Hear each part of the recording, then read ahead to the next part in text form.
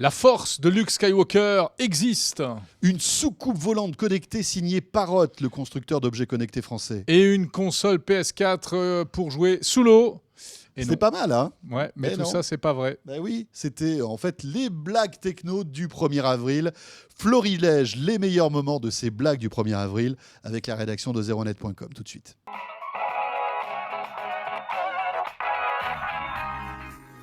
La force de Star Wars, eh bien oui, selon le CERN, ça existe, il existe bien dans l'univers une force qui permettrait de faire bouger les objets avec la force de sa pensée, etc. C'était rigolo, c'était pas mal ça quand même. Oui, c'était pas mal. Ouais, Oui. C'était bien.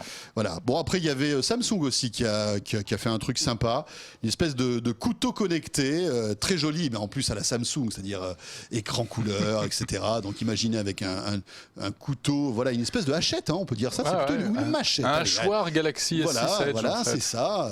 Google nous a sorti une boîte aux lettres connectée, hein. Donc ce serait, ils ont voulu nous parler d'une boîte aux lettres qu'on installe devant sa maison et dès qu'on reçoit un vrai courrier papier, eh bien on est notifié sur son smartphone, plus des tas d'autres choses.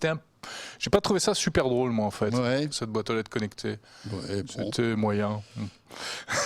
Après, qu'est-ce qu'on a eu? On a eu PlayStation avec le PlayStation Flow. Alors, ça, c'est très drôle. Il y a eu un article sur Zeronet qui était vraiment assez sympa. Ça, c'était très sympa. Le PlayStation Flow, c'est un masque de réalité virtuelle qui vous permet de faire un truc qu'on n'avait encore jamais fait en jeu vidéo en immersion totale. C'est le cas de le dire, immersion, parce que c'est de jouer sous l'eau.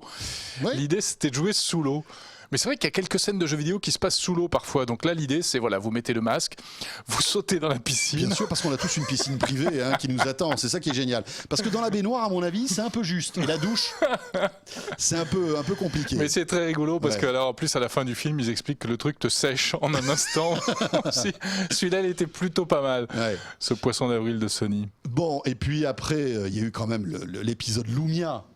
Oui. Un smartphone, les amis, sous MS-DOS. Mais c'est un peu un truc de geek, parce que qui connaît MS-DOS à part toi, moi et Christopher Siminelli et Eric Le Bourlourd. Eric Le Bourlourd. Il y en a quand même quelques-uns, ceux qui ont connu les prémices des systèmes d'exploitation sur PC. Eh oui. C'était donc, ça l'informatique avant. Imaginez un Lumia que vous démarrez avec MS-DOS. C'est pas le top.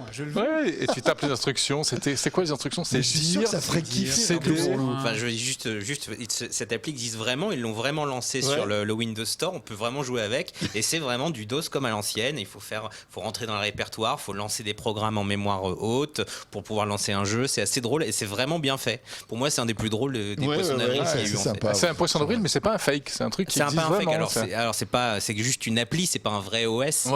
C'est d'autant plus rigolo que effectivement Microsoft a des problèmes avec son OS mobile actuel, donc ils se sont dit allez, on revient aux sources et on va faire la remise mobile. C'était hyper drôle quoi, franchement c'était bien vu. Et l'an prochain en assembleur, ce sera cool. Pourquoi pas. Je suis sûr que Nokia n'aurait pas fait ça comme poisson d'avril. Non, je pense pas. Même Microsoft il y a quelques années, je pense pas non plus.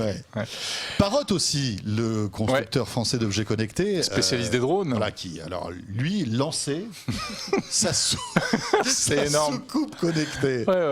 En fait, c'était après le drone, ils affirment ils ont affirmé hier qu'ils avaient inventé une soucoupe volante connectée. Un drone en forme de soucoupe.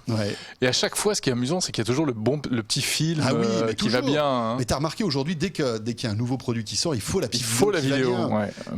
Et donc voilà, la Parrot est allée jusqu'au bout avec cette petite vidéo qui était très sympa. Alors il y en a eu d'autres de Poisson d'avril, mais là on a essayé de vous présenter les meilleurs. Et le meilleur des meilleurs, je pense que c'était celui-là. Et il est made in France, les amis. Et il est même made in 01net quasiment. Christopher va tout nous expliquer parce que le responsable est là, si on peut le voir.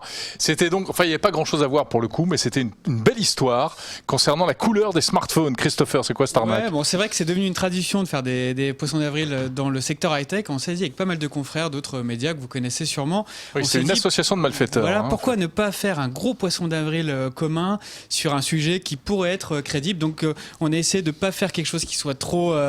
qui aille trop loin. Donc l'idée c'était, il fallait que ce soit un peu crédible. Voilà, on est parti d'une université en Finlande, c'était l'université d'Aalto qui existe vraiment, qui a déjà fait des mesures sur des smartphones, et on a inventé une étude bidon qui aurait comme conclusion les smartphones dorés seraient moins performants, auraient un débit inférieur aux smartphones blancs, gris ou noirs. C'est-à-dire que le débit 4G des smartphones pourrait être plus ou moins rapide dépend suivant de la couleur du smartphone. Exactement. Donc avec une théorie, quand on n'approfondit pas, on peut se dire pourquoi pas. Pourquoi c'est pas. de la spectroscopie, c'est-à-dire que la densité des couleurs aurait un impact sur la diffusion des ondes électromagnétiques. Bon, du gros n'importe quoi. Mais on était une bonne grosse dizaine de médias français à publier la même info à peu près au même moment avec des faux graphiques que vous voyez là. Et il y en a même qui l'ont reprise pour argent comptant. Certains médias français qu'on ne va pas citer. On ne citera pas les noms des petits camarades. Et des médias américains aussi, c'est ça qui est drôle. Deux médias américains ont repris la news, sans sourcer évidemment.